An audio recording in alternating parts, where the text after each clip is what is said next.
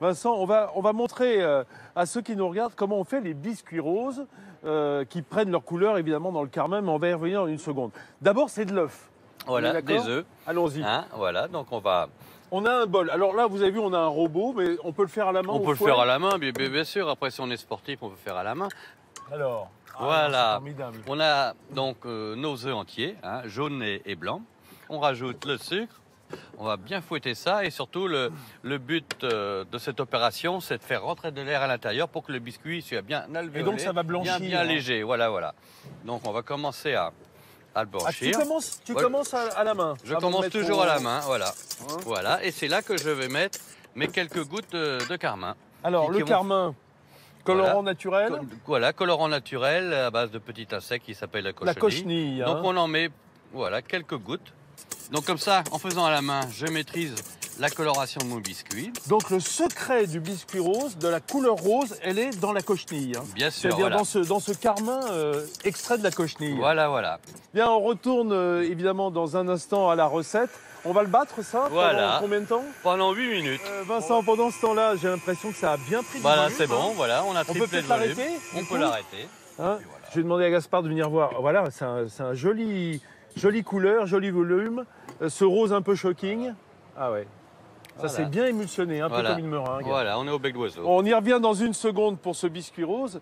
Laurence, puisqu'on était... Pas besoin de design parce qu'on a carrément un peintre dans le bol mixeur qui vient chercher sa matière première, ce rose absolument superbe. Voilà Vincent, si tu peux me passer la farine. Ah oui, qu'est-ce que je fais? Voilà, tu me passes la farine en pluie. Je passe la farine en pluie, enfin je la verse quoi. Voilà. Alors je vais essayer de faire ça proprement, sans tout dégueulasser. Voilà. Est-ce que ça te va comme ça? C'est parfait. Je me souviens que ce biscuit, on le trempait dans le champagne autrefois. C'est dans les mœurs de nos amis champenois, ça c'est sûr que... Super. Alors, on a donc notre appareil qui est un peu comme une meringue italienne, la consistance. Voilà, vous voyez, toi, on est parfait. Ah ouais, c'est beau. Et donc là, on n'a plus qu'à remplir une poche à douille. Alors, donc là, on a la douille. On a la douille et il ne nous reste plus qu'à... On y va. Dans un petit moule. Alors, ça peut être plus ou moins gros d'ailleurs. Oui, voilà, aujourd'hui on a fait des mini. Et alors, ce qui est marrant aussi, c'est que là, ils sont assez clairs, mais ils vont foncer à la cuisson. Ouais, un tout petit peu. On va faire bien attention au four pour pas que ce soit trop chaud, parce que si on est trop chaud, là le sucre va se caraméliser, on va avoir un biscuit qui plus sera rose, il sera vers les notes caramélisées. Il faut juste une bonne température. Quelle température? 170 degrés, pas 170 plus. degrés, pendant combien de temps? Là, on va les mettre 16 minutes. Pour les petits Pour les petits sont plus gros, un peu et les plus grands 20 minutes. Très bien, 170 degrés, un bon quart d'heure de cuisson, pour ne pas les brûler bien entendu. Et d'ici là, on va retrouver notre spécialiste de tourisme, Elena Morna, qui est toujours à Hauvillers. Tu as des biscuits roses terminés devant toi, ces mini biscuits roses. Un petit trait d'union, petit trait d'union, si on pourrait dire. Voilà, donc après 16 minutes de cuisson, voilà, on n'a plus qu'à les démouler. Et puis, c'est beau, à déguster. C'est très joli. Voilà. Alors, avant de déguster, j'aimerais qu'on parle quand même parce que tu nous as apporté d'autres spécialités sur cette table. Et notamment ça, qu'est-ce que c'est ça? Là, c'est la croquignole.